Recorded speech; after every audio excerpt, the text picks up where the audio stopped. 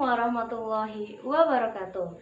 Anak-anak yang berbahagia, di video kali ini saya akan membahas materi PPKN untuk kelas 8 dengan tema Kedudukan dan Fungsi Undang-Undang Dasar tahun 1945. Yang pertama akan saya bahas yaitu mengenai kedudukan Undang-Undang Dasar. Anak-anak, perlu kalian ketahui bahwa Undang-Undang Dasar itu sangat penting bagi suatu negara. Mengapa demikian? Karena yang pertama, Undang-Undang Dasar 45 itu untuk membatasi kekuasaan penguasa atau membatasi tindakan penguasa. Jadi penguasa dalam suatu negara itu tidak bisa melakukan segala sesuatunya seenaknya sendiri, karena semua tugas-tugasnya, semua kewenangannya itu sudah diatur dalam Undang-Undang Dasar.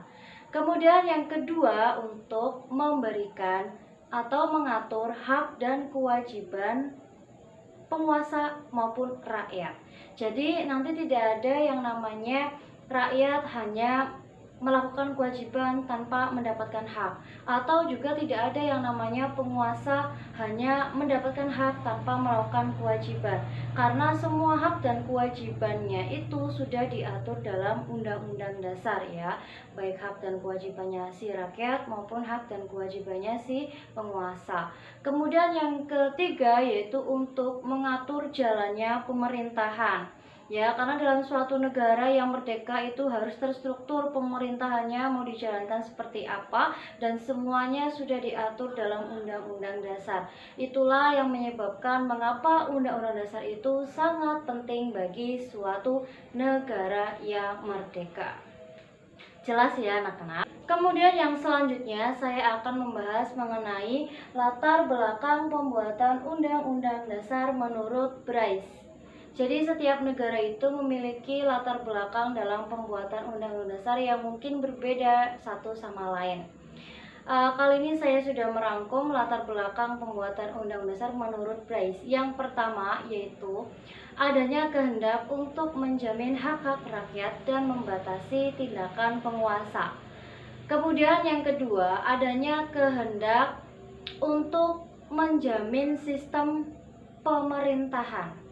Kemudian yang ketiga, adanya kehendak para pendiri negara untuk mendapatkan kepastian hukum dalam penyelenggaraan pemerintahannya.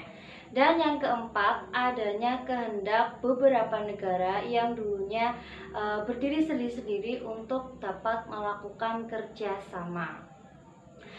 Kemudian bagi Indonesia sendiri, pembuatan Undang-Undang Dasar tahun 1945 itu dilatar belakangi agar terjaminnya penyelenggaraan pemerintahan NKRI yang pasti, atau dengan kata lain untuk mendapatkan kepastian hukum. Kemudian saya akan membahas mengenai hubungan Undang-Undang Dasar dengan konstitusi. Apakah Undang-Undang Dasar itu sama dengan konstitusi ataukah berbeda dua hal tersebut? Jadi anak-anak, ada dua pendapat mengenai ini ya. Pendapat pertama mengatakan bahwa yang dinamakan konstitusi itu ya sama dengan Undang-Undang Dasar. Jadi konstitusi sama dengan Undang-Undang Dasar, itu menurut pendapat yang pertama.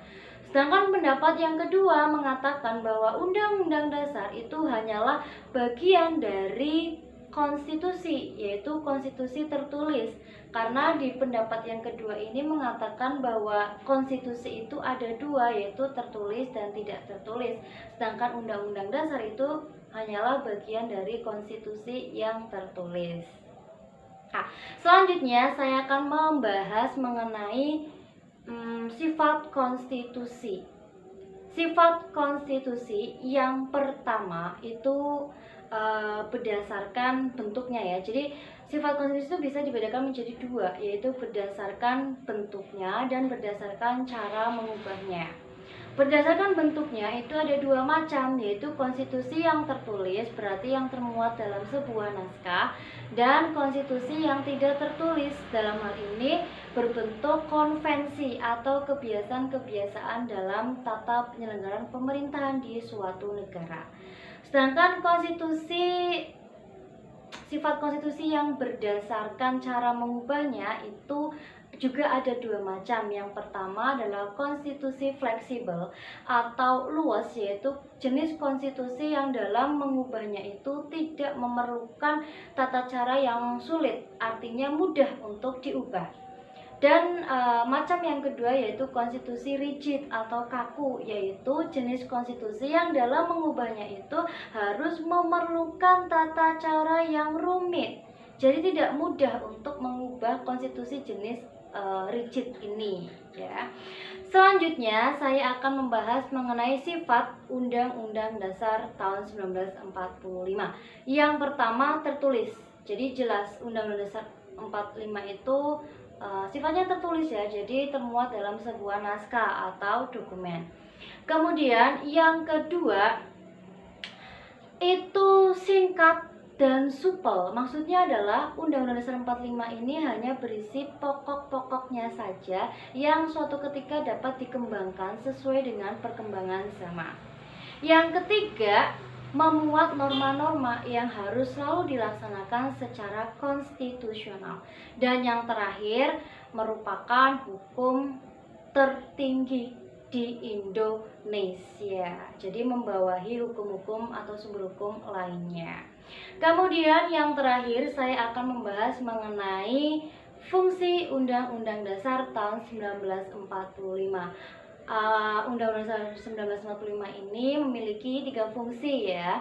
Yang pertama sebagai alat kontrol, yaitu berfungsi untuk mengontrol apakah sumber hukum yang ada di bawah Undang-Undang Dasar itu sudah sesuai dengan Undang-Undang Dasar atau belum.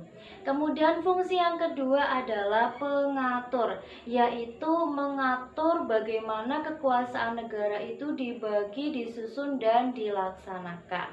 Dan yang ketiga adalah fungsi penentu, yaitu berfungsi untuk menentukan hak dan kewajiban aparat negara dan warga negara.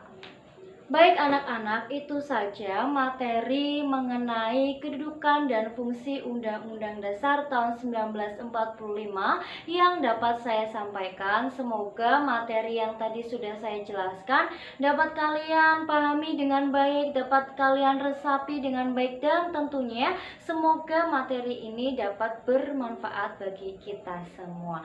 Akhir kata, salam cerdas, salam Indonesia. Wassalamualaikum warahmatullahi wabarakatuh.